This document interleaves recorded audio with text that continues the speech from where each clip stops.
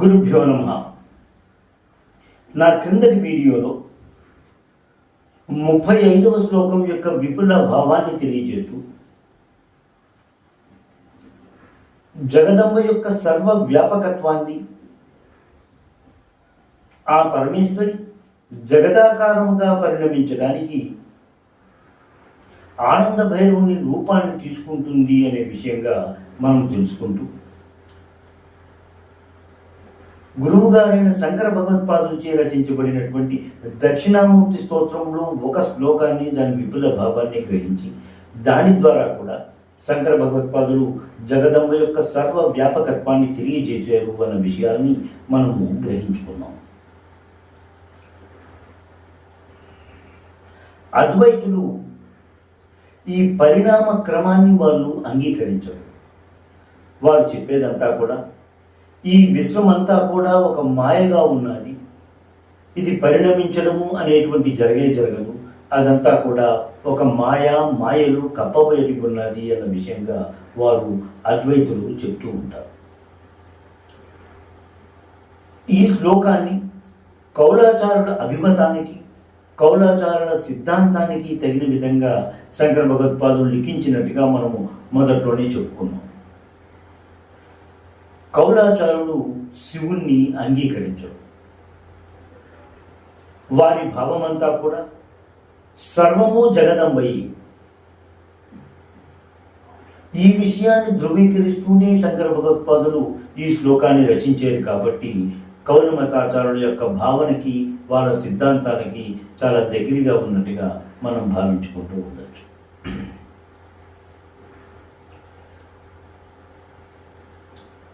జగదంబ యొక్క సర్వ వ్యాపకతను తెలియజేస్తున్న ఈ శ్లోకంలో కానీ చతుస్సతి అనే గ్రంథంలో త్రిపురా పరమాశక్తి రాజ్యా జాత మహేశ్వరి స్థూల సూక్ష్మ విభాగేన త్రైలోక్యోత్పత్తి మాతృకా కబలీకృత నిశేష త్వగ్రామ స్వరూపిణి యస్యాం పరిణతాయాం తు నకించిత్ పరమిష్యతే అనే విధంగా చతుశ్శతి అనే గ్రంథంలో తెలియజేస్తూ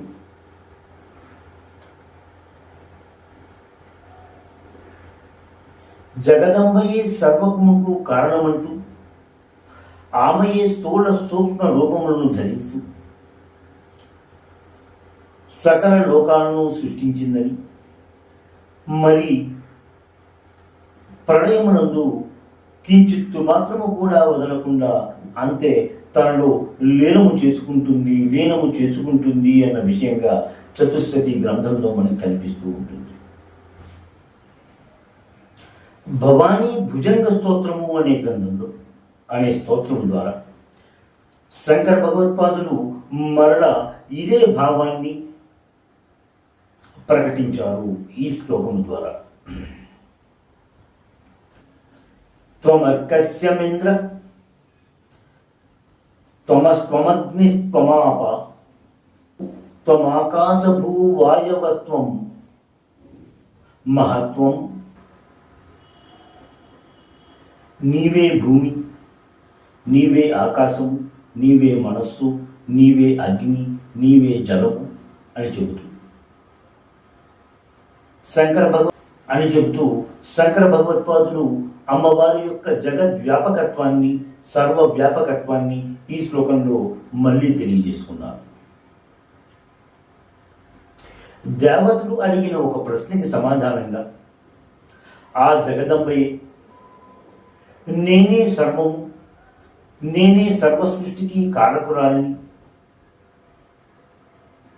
నేనే అవిద్య విద్యగా మారుతూ ఉంటాను అని చెప్తూ శూన్యం అశూన్యం కూడా నేనే అని చెప్పి మరలా ప్రళయమునందు నేనే సకలము నాలోని లీనము చేసుకుంటాను అని చెప్పిన విషయాన్ని దేవి ఉపనిషత్తు అనే గ్రంథంలో మనకు కనిపిస్తూ ఉంటుంది. క్రిందటి కొన్ని శ్లోకాల ద్వారా మనలోని ఉన్న చక్రములకు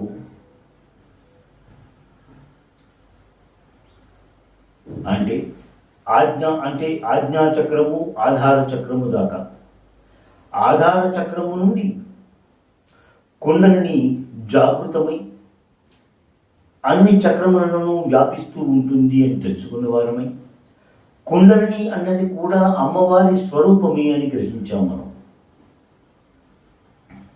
ఈ శ్లోకము ద్వారా శివుడు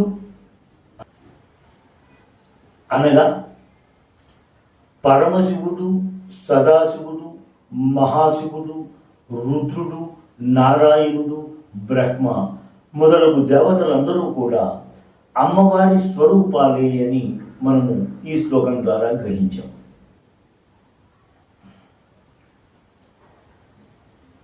మనలో ఉన్న చక్రాల్ని బాహ్యములో ఉన్నటువంటి లోకాలకు సమన్వయం చేసినట్టుగా కూడా కొన్ని గ్రంథాలలో కనిపిస్తూ ఉంటుంది.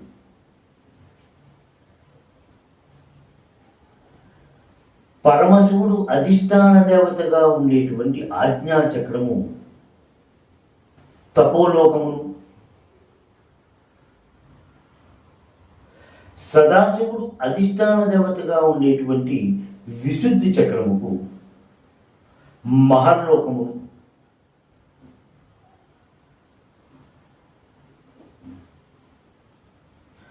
మహాశివుడు అధిష్టాన దేవతగా ఉండేటువంటి అనాహత చక్రానికి అనాహత చక్రం జనోలోకము, రుద్రుడు అధిష్టాన దేవతగా ఉండేటువంటి మణిపూరక చక్రము సువర్లోకము, నారాయణుడు అధిష్టాన దేవతగా ఉండేటువంటి స్వాధిష్టాన చక్రమును భువర్లోకము, బ్రహ్మ అధిష్టాన దేవతగా ఉండేటువంటి ఆధార చక్రాన్ని భూలోకములను తెలియజేస్తూ ఉంటారు. ఇప్పటిదాకా మనము గ్రహించినది సదాశివుడు మొదలైనటువంటి శివుడు, మిగతా దేవతలు అందరూ కూడా అమ్మవారి స్వరూపములే అని గ్రహించినట్టుగాని, మనలో ఉన్న చక్రములు అన్నిటికీ కూడా అధిష్టాన దేవత జగదంబయే అని గ్రహించి, అలాగే బాహ్యలోకములో ఉండేటువంటి మిగతా లోకాలు అన్నిటికీ కూడా అధిష్టాన దేవత ఆ జగదంబయే, ఆ పరమేశ్వరియే అని మనం గ్రహించుకుంటూ ఉంటాం. లలితా సహస్రనామాలలోని స్వాధీన వల్లభ, విశ్వరూప, విరాట్ రూప అనేటువంటి లలితా సహస్రనామాలని మనము ఈ శ్లోకానికి అన్వయించుకోవచ్చు. ఈ శ్లోకములు శంకర భగవత్పాదులు అమ్మవారి యొక్క విరాట్ రూపాన్ని ధ్యానిస్తూ ఆ స్వరూపం యొక్క విశేష లక్షణాలను తెలియజేశారు అనేటువంటి విషయాన్ని మనము సులువుగా గ్రహించుకుంటూ ఉంటాం. అమ్మవారు యొక్క సర్వ వ్యాపకతని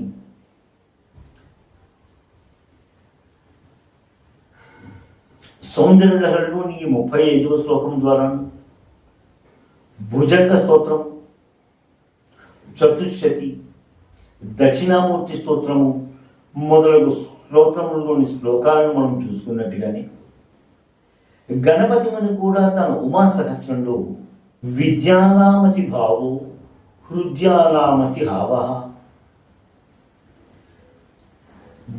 దేవానామసి లీలా అసురామసి హేలః అంటే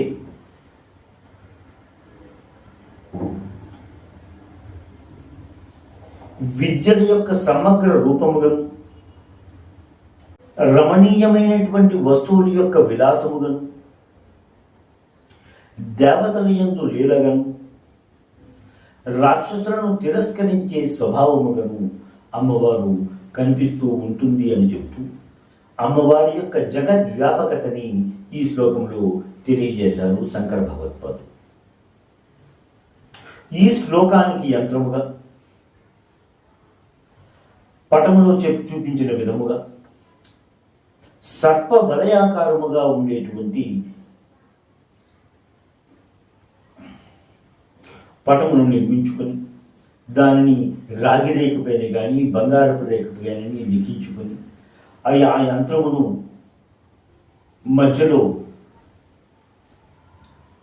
క్లాం క్లీం క్లౌం క్లూం అనేటువంటి బీజాక్షరాలను లిఖించుకొని ఆ యంత్రమును 45 దినములు పూజించి ప్రతిదినము ఈ శ్లోకమును 1000 పర్యాయములు పారాయణం చేస్తూ ప్రతిరోజు తేనె పాల పాయసాన్నమును నైవేద్యముగా సమర్పించుకుంది 45 రోజుల ప్రతప ఈ యంత్రాన్ని కంఠమును ధరించిన వారికి క్షయ మొదలగు రోగములు ఉపశమనము కలుగుతాయి అనే విధంగా గ్రంథాల్లో కనిపిస్తూ ఉంటుంది. ఈ శ్లోకం యొక్క విపుల భావము పూర్తయినది.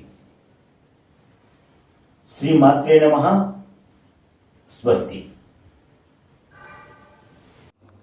ఎంతో అధ్యయనం చేసి మీకు అందిస్తున్న ఈ వీడియోలను ఆదరిస్తారని భావిస్తున్నాము.